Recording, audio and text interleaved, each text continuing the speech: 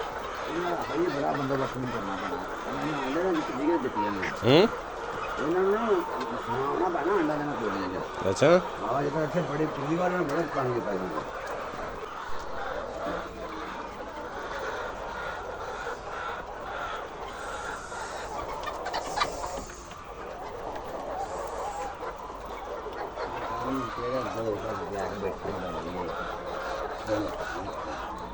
हाँ पता लग गया ना खुली बेच देना फिर इतने देना पड़ेगा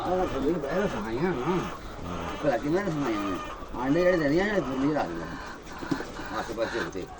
अंडे ने बैन ला दी होगी ये अपन मतलब बड़ी कोशिश है अपन अंडे खुली ला दी बाहर कुछ ना कुछ पड़े हाँ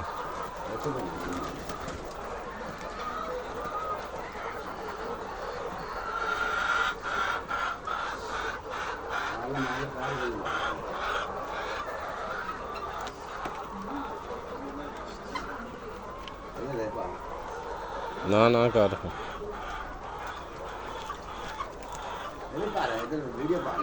नहीं नहीं रहन दे